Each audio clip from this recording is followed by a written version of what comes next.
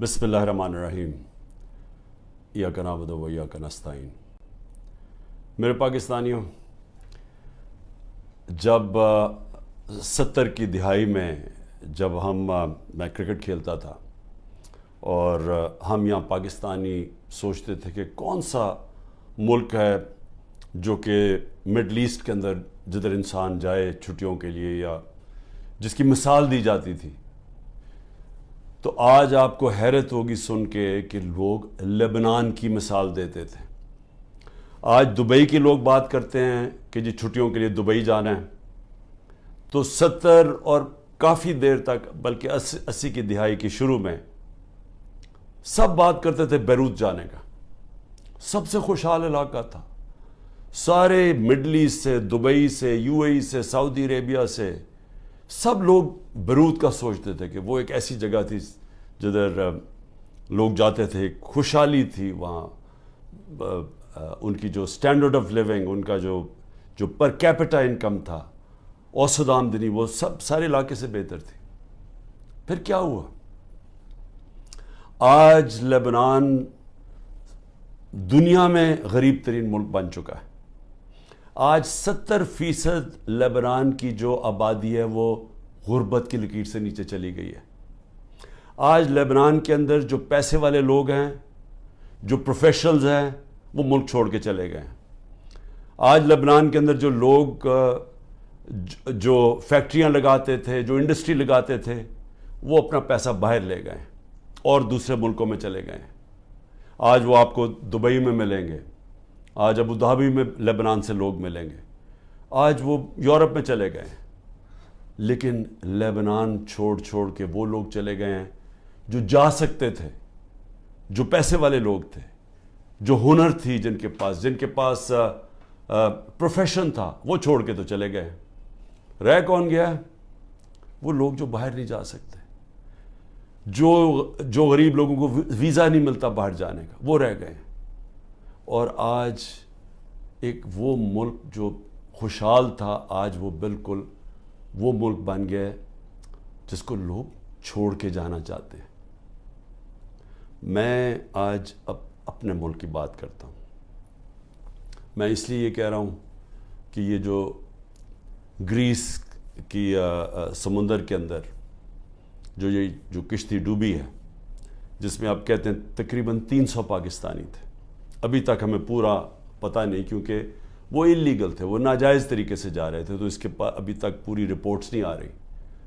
لیکن جو میں نے ابھی تک پڑھا وہ یہ کہ جو لوگ اس کشتی پہ تھے ان سے مغربی اخباروں نے انٹرویو لیا، ان کے جو لوگ بچے تھے یا جنہوں نے وہاں سے جو یہ آزاد کشمیر سے کئی لوگ گئے ہوئے تھے، تو جب ان کے انٹرویو میں پوچھا گیا، انہوں نے کہا امید ہی ہم کچھ نہیں تھی، ہمیں امید ہی نہیں تھی کہ ہم اپنی زندگی بہتر کر سکتے ہیں۔ اس لیے وہ ساروں نے کیا کیا؟ پیسہ جمع کیا، قرضے لیے، پیسہ جمع کیا، قرضے لیے، پھر ناجائز طریقے سے ان کو یہ کوشش تھی کہ کہیں کسی طرح ہم یورپ میں چلے جائیں، ملک چھوڑ کے کسی طرح نکل جائے، یہاں امید ختم ہو گئی تھی۔ آج صرف جو یہ ہمارے غریب لوگ جن کے پاس اب بے روزگاری بڑھتی جا رہی ہے، آج صرف وہی نہیں صرف چھوڑ کے جا رہے ہیں، ہمارے 10 لاکھ پروفیشنل ملک چھوڑ کے چلے گئے اور جا رہے ہیں۔ میں نے اپنے ہسپتال کی مثال اس لیے دی کیونکہ جو کینسر ہسپتال میں اسپیشلسٹ ہوتے ہیں، دنیا میں ڈیمانڈ ہوتی ہے، کہیں دنیا میں کہیں جائیں تو جتنے ہم ان کو تنخواہ دیتے ہیں 4-5 گنا زیادہ تنخواہ مل سکتی ہے وہاں۔ تو 10% ہمارے کنسلٹنٹ شوکت خان ہم سے چھوڑ کے چلے گئے ہیں یا جانے والے ہیں، کیونکہ امید چلی گئی ہے ان کو۔ اسی طرح ہر جگہ سے یہ رپورٹ آ رہی ہے، فیکٹریز پہ جو بڑے بزنسز تھیں جدھر انہوں نے پروفیشنلز ہائر کیے ہوئے تھے، ہر جگہ سے یہی آواز آ رہی ہے کہ جی لوگ سمجھتے ہیں کہ پاکستان میں امید ختم ہو گئی ہے، آگے کوئی ان کو نظر نہیں آ رہا۔ لوگ مشکل وقت برداشت کر لیتے ہیں، ہم روزہ رکھ لیتے ہیں، پتہ کہ شام کو ہم نے روزہ کھولا ہے، بھوکے رہتے ہیں سارا دن۔ اسی طرح لوگوں کو اگر یہ امید ہو کہ آگے جا کے حالات بہتر ہو جائیں گے، وہ کہا ٹھیک ہے یہ مشکل وقت برداشت کر لیتے. لیکن جو حالات اب جا رہے ہیں, لوگوں کی امید جا رہی ہے ملک سے. اور میں یہ جو آج بات کر رہا ہوں, میں اس لیے کر رہا ہوں, وہ جو لوگ آج اقتدار میں بیٹھے ہوئے ہیں, میں ان کے لیے یہ سامنے رکھ رہا ہوں. دو قسم کے لوگ ہیں نا, ایک تو وہ ہیں جو کہ NRO والے ہیں, جنہوں نے اپنے پیسہ بچانا تھا, جو صرف آئے ملک سے اس لیے تھے کہ ان کے اربوں روپے کے اوپر کرپشن کیسز تھے, تو انہوں نے NRO لینا تھا. میرے سے بڑی کوشش کی, میرے پیچھے پڑے رہے, پروپیگنڈا کیمپین کرتے رہے, اپنے میڈیا ہاؤسز کے ذریعے میرے خلاف پوری کیمپین چلائی کہ ملک تباہ ہو گیا, مہنگائی بہت بڑھ گئی ہے. تو انہوں نے تو, ان کا مقصد کوئی ملک کی تو بہتری تھی نہیں, کہ ان کا تو پیسہ باہر پڑا, چوری کر کے ملک کا پیسہ باہر لے گئے ہیں. تو یہاں اگر جب روپیہ گرتا ہے تو ان کو تو کوئی فرق نہیں پڑتا, ملک اگر نیچے جائے گا ان کو کیا فرق پڑے گا. آج اگر یہاں لوگوں کی امید ختم ہوتی جا رہی ہے تو یہ ان کو تو کوئی فرق, ان کا پیسہ ہی پہلے باہر پڑا ہوا ہے. تو اس لیے ایک تو یہ ٹائپ ہے, لیکن دوسرے بھی ہیں, وہ ایسے لوگ ہیں جو آج اقتدار میں بیٹھے, جن کا جینا مرنا اس ملک میں. میں تو ان سے آج بات کر رہا ہوں. میں لیبنان کی اس لیے مثال دے رہا ہوں کہ ہم بڑی تیزی سے اس طرف جا رہے ہیں. ہم اس وقت اتنی تیزی سے وہاں جا رہے ہیں کیونکہ ملک کے اندر جو دولت بڑھتی ہے, جس کو ویلتھ کریشن کہتے ہیں, دولت میں جو اضافہ ہوتا ہے, وہ تو سکڑ کے 6% سے جا کے نیچے چلا گیا ہے, 0.2%, کئی کہتے ہیں اسے بھی نیچے چلا گیا. جو انڈسٹری جس کی وجہ سے روزگار ملتا تھا لوگوں کو, انڈسٹری جو ایک ایسی چیز ہے جس کی وجہ سے ٹیکس بڑھتا ہے, کیونکہ دولت بنتی ہے اس میں سے ٹیکس بنتا ہے, ملک کی آمدنی بڑھتی ہے, اس میں سے ایکسپورٹس بڑھتی ہیں, تاکہ آپ جو یہاں ڈالرز ملک میں آئیں. وہ جو انڈسٹری تیزی سے بڑھ رہی تھی, وہ انڈسٹری تو نیچے چلی گئی ہے. ٹیکسٹائل انڈسٹری جو سب سے بڑی ہماری, جس کی وجہ سے ڈالر ملک میں آتے ہیں, ابھی سینٹ ہیئرنگ کے اندر وہ ٹیکسٹائل انڈسٹری والے لوگوں نے سینٹ کے اندر جا کے بتایا ہے کہ 40% پاکستان کی ٹیکسٹائل انڈسٹری بند ہو چکی ہے. 70 لاکھ لوگ جو ٹیکسٹائل انڈسٹری میں کام کرتے تھے وہ بے روزگار ہو گئے ہیں. اور 25% مزید اگر انہوں نے کہا کہ یہ آپ نے نہ کیا, جو قیمتیں آپ نے اتنی چڑھا دی ہیں, بجلی کی قیمت دگنی ہو گئی ہے, گیس کی قیمت کہاں سے کم پہنچ, اگر یہ آپ نے کم نہ کی تو 25% مزید اور بند ہو رہی ہے. اب یہ یاد رکھیں کہ یہ صرف سال پہلے فیصل آباد کے لوگوں سے پوچھیں, مجھے ٹیکسٹائل والے لوگ کہتے تھے کہ ہمیں ٹیکسٹائل کا ورکر نہیں مل رہا. ٹیکسٹائل انڈسٹری بوم کر رہی تھی, ٹیکسٹائل انڈسٹری کی ایکسپورٹس ریکارڈ تھی, اس کی جو وہ ٹیکس دے رہی تھی ہمیں. تو وہ 1 سال کے اندر یہ ملک کدھر سے کدھر گیا ہے کہ میں نے صرف یہ تو ٹیکسٹائل انڈسٹری جب گئی, ایکسپورٹس کم ہوئی, باقی بھی ایکسپورٹس جب کم ہوئی, جو ہمیں ڈالر میں بھیج رہے تھے ریمیٹنسز, جو ورکرز تھے, وہ 13% کم ہو گئی. ہم نے صرف 1 سال کے اندر جو ڈالر ہر سال بڑھ رہا تھا, ہمارے آخری 2-3 سال ڈالر بڑھتے جا رہے تھے, ریمیٹنسز بڑھتی جا رہی تھی, ایکسپورٹس بڑھتی جا رہی تھی, ہر سال بڑھتی جا رہی تھی, ریکارڈ تھی ہماری آخری 1 سال میں. وہ صرف جو ریمیٹنسز میں کمی ہوئی ہے اور جو ایکسپورٹس میں کمی ہوئی ہے, وہ 7.1 ارب ڈالر ہوا ہے. ہم IMF سے 7 ارب ڈالر کا قرضہ مانگ رہے ہیں. اتنا 1 سال کے اندر کمی آ گئی ہے ڈالرز کے اندر آنے میں, اور یہ مزید اور نیچے جا رہا ہے, کیونکہ جتنا جو مارکیٹ میں ڈالر بک رہا ہے اور جو اس کی آفیشیل ریٹ ہے, اس میں جتنا فرق بڑھتا جا رہا ہے, اتنا اور پیسہ بینکنگ چینل سے نہیں آ رہا, یعنی کہ ملک کو اتنا اور کمی ہوتی جا رہی ہے ڈالرز کی. اور جس طرح ہماری انڈسٹری بند ہوتی جا رہی ہے, ڈی انڈسٹریلائز ہو رہا ہے, آگے بے روزگاری بھی بڑھتی جا رہی ہے, اور ہمارا ٹیکس بھی کم ہوتا جا رہا ہے, اور آگے جا کے جو ہمارا ایکسپورٹس جو ڈالرز آنے ہیں وہ مزید اور کم ہوتے جا رہے ہیں. تو ملک میں امید کیوں جا رہی ہے لوگوں کی؟ کیونکہ ان کے پاس اب کوئی راستہ ہی نہیں ہے اس کو چینج کرنے کا. جو کوئی بھی روڈ میپ ہوتا ہے کہ ہاں یہ کرائسس آ گیا, ایسے نکلنا کیسے ہے, سامنے تو ان کے پاس کوئی روڈ میپ ہی نہیں ہے. اوپر سے آئی ایم ایف کے ساتھ سمجھوتا نہیں ہوا. اب یہ بھی سمجھ لیں کہ آئی ایم ایف کے ساتھ سمجھوتے کا کیا مطلب ہے کہ آئی ایم ایف کہ اب ہمارے پاس ہم نے آگے ادائی کرنی ہے ہماری جو قرضوں کے اوپر قسطیں ہیں ڈالرز کی, اب وہ ہمارے پاس ہے ہی نہیں, اور اگر ہم نے ڈالرز نہ دیے تو ڈیفالٹ کر جائے گا. ڈیفالٹ کر گیا تو بھی پاکستان کی تاریخ میں 38% مہنگائی ہے, تاریخ میں سب سے زیادہ.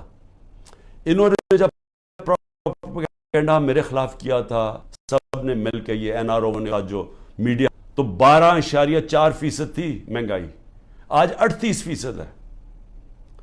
تو مہنگائی بھی بڑھ گئی ہے, بے روزگاری بھی بڑھ رہی ہے, ساتھ ساتھ امید بھی ختم ہو گئی ہے. یہاں سے لوگ باہر جا رہے ہیں, پروفیشنلز باہر جا رہے ہیں. جو ایک ملک کی ریڑھ کی ہڈی ہوتی ہے, جو ملک میں پروفیشنلز ہوتے ہیں, جب وہ چھوڑ کے چلے جائیں تو ملک آگے کیسے بڑھے گا؟ کس نے آ کے انڈسٹری لگانی ہے؟ اور جب روپیہ گرتا جا رہا ہے تو لوگ ڈالرز پکڑ کے بیٹھ گئے ہیں, سرمایہ کاری کس نے کرنی ہے؟ تو آگے تو کوئی امید ہی نہیں ہے. تو میں آج یہ سب سے پوچھ رہا ہوں, یہ جو ہمارے طاقت میں لوگ بیٹھے ہوئے ہیں, کیا ان کو نہیں نظر آ رہا ہے یہ کیا ہو رہا ہے؟ اور کیا ان کا تو مجھے سمجھ آتی ہے, یہ این آر او والے یہ جو سارے مل کے بیٹھے ہوئے ہیں اپنی چوری بچانے جو آئے تھے, کیونکہ ان کا تو مقصد ہی صرف پیسہ بچانا ہے اپنا. لیکن جنہوں نے ملک کو بچانا ہے اور جن کے اوپر جن کا جینا مرنا اس ملک میں ہے, کیا ان کو نہیں نظر آ رہا یہ کیا ہو رہا ہے؟ اور یہ جو حربے استعمال کیے جا رہے ہیں, میں اب آگے یہ بھی سوال پوچھوں, کبھی تو ایک ہی پلان نظر آ رہا ہے. پلان یہ ہے کہ عمران خان کو راستہ کیسے روکنا اقتدار میں آنے سے, یہ بس پلان ہے. سارے اداروں کو لگایا ہوا ہے کہ عمران خان کو فیل کیسے کرنا ہے. سارے, چاہے ایف آئی اے, نیب, اینٹی کرپشن, وہ جو ایف بی آر, یعنی اپنی ایجنسیز, بس پولیس, مقصد کیا ہے جی کہ کسی طرح عمران خان کا راستہ روکنے کے لیے ظلم کرو لوگوں کو, جو عمران خان کے رشتہ دار ہوں, چاہے وہ ہماری پارٹی کے اندر لوگ ہوں, ٹکٹ ہولڈرز ہوں, ٹکٹ ہولڈرز کے رشتہ دار ہوں, سب کے اوپر ایک ظلم کا نظام شروع ہوا ہے. آڑ لی ہوئی ہے اس کی یہ جو 9 مئی کی, جو ہم سب کہہ رہے ہیں کہ تحقیقات ہونی چاہیے جنہوں نے کیا ہے, اس کے اوپر کوئی انڈیپینڈنٹ انویسٹیگیشن نہیں کرنی. وہ خود ہی فیصلہ کر لیا ہے, پہلے سے پلان ہوا تھا کہ جناب یہ آپ نے یہ کرنا ہے, یہ 4-5 جگہ آگ لگے گی, اور اس کے آڑ میں لے کے تحریک انصاف کے پیچھے اور عمران خان کو غدار کہہ دو اور ان کے اوپر ساری پارٹی کو بند کر دو. تو خیر سختی تو پہلے سے شروع ہوئی تھی, یہ تو پہلی دفعہ تو نہیں, یہ تو 25 مئی پچھلے سال سے ہمارے اوپر سختیاں شروع ہوئی تھیں. لیکن ایک اور لیول کی سختی شروع ہو گئی ہے, لوگوں کے گھروں میں گھستے ہیں, یعنی چلیں گھر توڑ دیا, چلیں لوگوں کو جیلوں میں ڈال دیا, چلیں یہ بھی ٹھیک, لیکن گھر کی عورتوں سے جو ہو رہا ہے, مجھے ابھی تک بچوں سے جو ہو رہا ہے, میں تو ابھی تک یہ میرے ذہن میں یہ پوری طرح چیز اس کی کوئی مجھے سمجھ ہی نہیں آ رہی. میں اس کو سمجھنے کی کوشش کر رہا ہوں کہ یہ کون سا ذہن ہے جو یہ کر رہا ہے کہ لوگوں کے بچوں کے اوپر, اسکول کے بچوں کے اوپر ان کی دھمکیاں دیتے ہیں, عورتوں کے اوپر. ابھی ایک ڈاکٹر طاہر ایکس منسٹر رہ چکا ہے مشرف کے دور میں, وہ ساری میڈیکل کمیونٹی جاتی ہے اس ڈاکٹر کو. اس نے اپنی پوری کہانی لکھی ہے کہ کہتا میں گھر میں مجھے پتہ ہی نہیں تھا, نہ میں کسی مظاہرے میں شرکت کی ہے, گھر میں آئے, مجھے اٹھایا, گھر میں توڑ پھوڑ کی, بیوی کو بٹ مارے, بندوق کے بٹ مارے بیوی کو, اس کو جا کے چکی میں ڈال دیا, جو کہ وہ سزائے موت والے قیدیوں کو ڈالتے ہیں. وہ اس کے 2 مریض تھے, ایک مرگی کی مریض تھی, ایک اس کو سٹروک ہو چکی تھی. وہ ڈاکٹر تھا, 10 دن اس کو وہاں بند کر دیا. یعنی کوئی اس میں, یعنی ایسے کوئی حیوانوں کے آرڈرز دیے ہوئے ہیں کہ جو ملے اس کو پکڑ کے یہ ظلم شروع کر دو اس کے اوپر. لیکن عورتوں کے اوپر, اس کی بیویوں کو بٹ مارے. وہ کہتا, اس نے اپنا لکھا ہے, کہتا چلیں ٹھیک ہے, مجھے کیا, مجھے اٹھا کے, مجھے کھینچ کے, جس طرح کے کوئی مجرم ہوتا ہے گھر سے نکالا انہوں نے, اور جس طرح گھسے رات کے 3 بجے.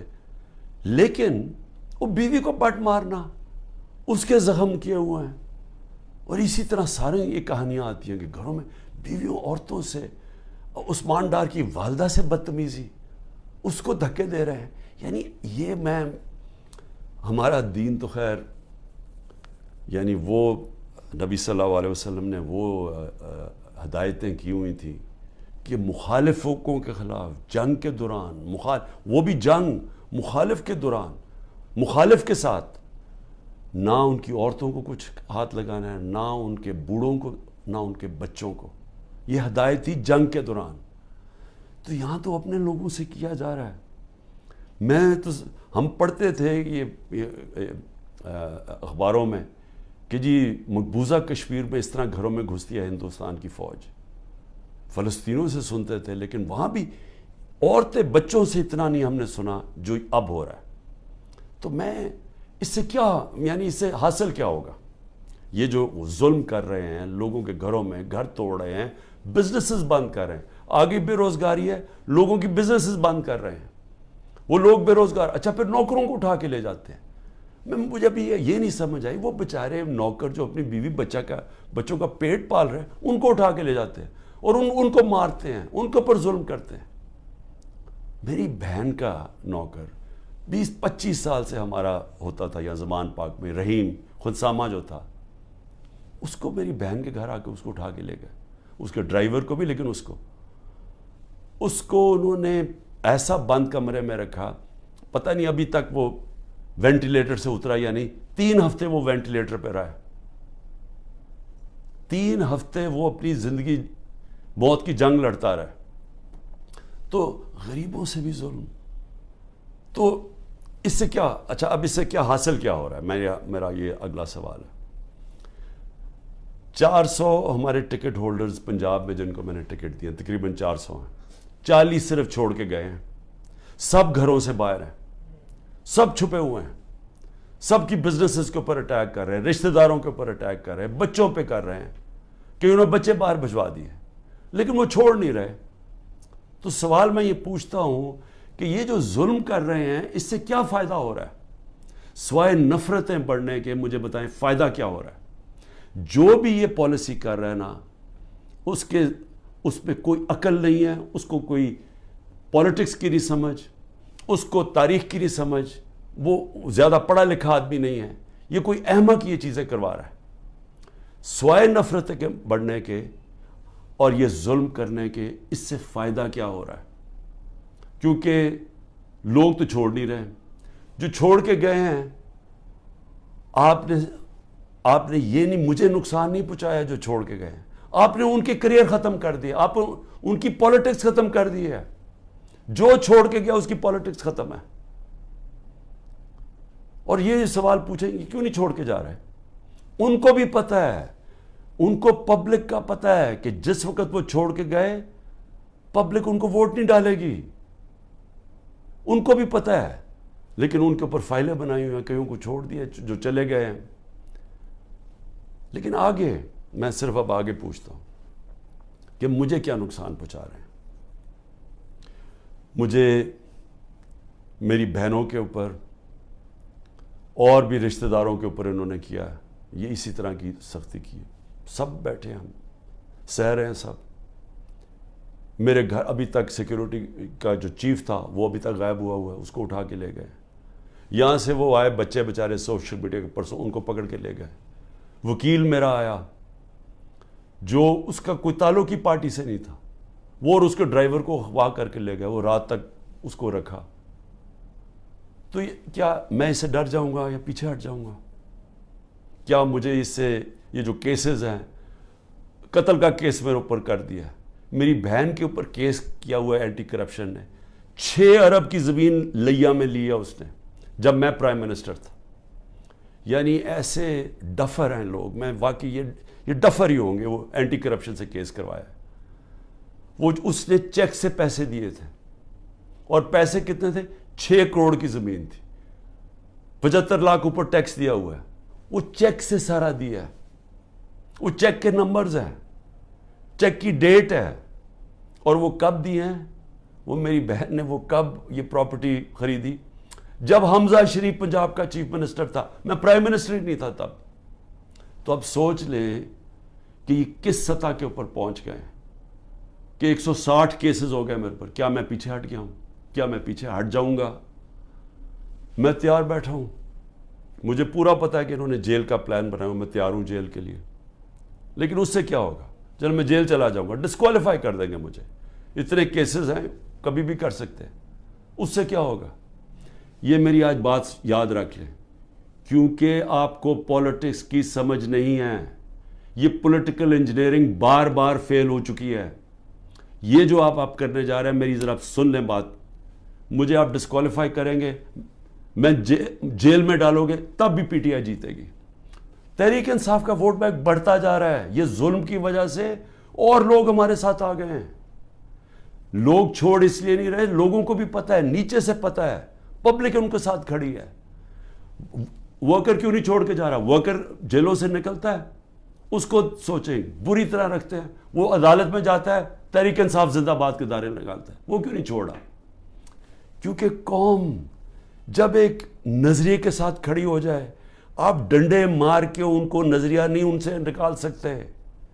یہ جو بھی پالیسی بنائی ہوئی ہے ظلم کرنے کی، یہ فیل ہو گئی ہے. یہ پالیسی کامیاب نہیں ہو سکتی. آپ جب بھی الیکشن کروائیں گے، میرے سے آج لکھ کے لے لیں، تحریک انصاف سویپ کرے گی. بلکہ آپ نے پی ڈی ایم کا جنازہ نکال دیا ہے. آپ نے ان پارٹیز کو بالکل جو رہی صحیح کسر ہے ختم کر دی ہے. یہ اب الیکشن ہی نہیں لڑنے کے قابل. یہ وہ الیکشن کوشش کریں گے، وہ جو ابھی کراچی کے اندر وہ جو میئر کا الیکشن ہوا، اس ٹائپ الیکشن. وہ میئر کا الیکشن تو ہو سکتا ہے انڈائریکٹ. جب جنرل الیکشن ہوگا اس ملک میں 25 کروڑ لوگوں کا، وہ کوئی کنٹرول نہیں اس کو کر سکتا. جب بھی آپ الیکشن کروائیں گے ہارنا ہے. لیکن یہ ملک کا کیا بن رہا ہے؟ میں تو صرف اس لیے آج پوچھ رہا ہوں، میں بار بار ڈائلاگ کی بات اس لیے کرتا ہوں، مجھے اپنے ملک کی فکر پڑی ہوئی ہے، مجھے اپنی فکر نہیں ہے. کیونکہ جو بھی آپ کریں گے، مجھے یہ اللہ، جب قوم ساتھ کھڑی ہے تو مجھے کس چیز کی فکر ہے؟ لیکن ملک کی فکر ہے. کیونکہ ملک، ہم لیبنان کی طرف تیزی سے جا رہے ہیں. ہمارا ملک تیزی سے نیچے جا رہا ہے. اور سب سے خوفناک، جب ایک قوم کے لوگوں کی امید ختم ہو جائے. اور یہ جو بات کی خواجہ آصف نے اوورسیز پاکستانی کی، یہ میری بات یاد رکھنا کہ جب بھی یہ ملک انشاءاللہ ایک دن ہم کھڑا کریں گے، اوورسیز پاکستانیز کے کندھوں کے اوپر کھڑا ہوگا. اس نے اتنی سٹپڈ بات کی کیونکہ اس میں کم عقل کا آدمی ہے. اس نے یہ کہا کہ جناب وہ جنازے صرف دفنانے آتے ہیں یہاں. اس کو یہ نہیں پتا کہ جب خواجہ آصف اور نواز شریف اور زرداری جیسے لوگ اس ملک کے اوپر بیٹھے ہوں گے تو وہ اس ملک کے اندر کبھی اپنا پیسہ انویسٹ نہیں کریں گے، سرمایہ کاری نہیں کریں گے. وہ لوگ ہیں، وہ تب اس ملک کے اندر پیسہ لے کے آئیں گے جب رول آف لا آئے گا، جب اس ملک میں انصاف کا نظام ٹھیک ہوگا، جب عدالتوں کے اوپر ان کو اعتماد ہوگا، جب ان کو یہ پتا ہوگا کہ جب ان کا جو سرمایہ کاری کریں گے تو یہاں کا عدالتی نظام ان کو تحفظ دے گا، ان کی سرمایہ کاری کو. یا تو سپریم کورٹ کا فیصلہ نہیں مانتی گورنمنٹ، یا تو عدالتوں کے فیصلے نہیں مانتی، پولیس ہی نہیں مانتی ان کے فیصلے. کس نے پیسہ لے کے آنا ہے پاکستان؟ تو وہ پھر اپنے جنازے دفنائیں گے نا یہاں. اصل میں پیسہ پڑا ہوا ہے، ورکرز ہمارے ریمیٹنسز آتی ہیں ہماری مڈل ایسٹ سے، سعودی عربیہ سے، یو اے ای سے سب سے زیادہ. لیکن جو سرمایہ کاری سب سے زیادہ آئے گی وہ آئے گی امریکہ اور یورپ سے اور برطانیہ سے، کیونکہ ان کے پاس اصل پیسہ پڑا ہوا ہے.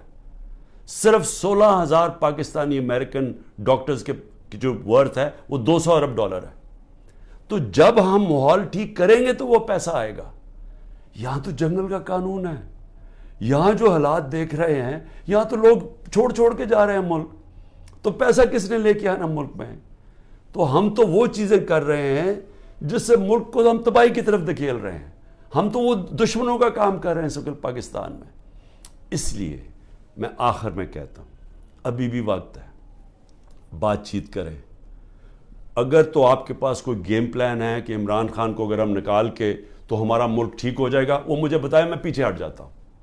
لیکن اگر گیم پلان صرف یہ ہے کہ عمران خان راستے سے ہٹ جائے کیونکہ یہاں لوگوں کو اپنی ذاتی فائدے نظر آ رہے ہیں، لوگ اپنے این آر او مل جائے گا لوگوں کو، یا لوگوں کو اپنی پوزیشنز کی فکر پڑی ہوئی ہے، اگر صرف اس لیے عمران خان کو ہٹانا ہے تو عمران خان تو راستے سے نہیں ہٹے گا. عمران خان بیٹھا ہے یہاں، جو کرنا کرو.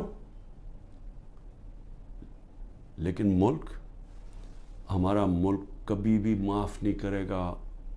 یہ تاریخ نوٹ کر رہی ہے جو لوگ کر رہے ہیں اس ملک کے ساتھ، جو انہوں نے حکومت گرا کے سازش کے تحت جو کیا ہے ملک کے ساتھ، یہ سارا تاریخ کا حصہ بن گیا ہے اور یہ قوم بھولے گی نہیں ان کو.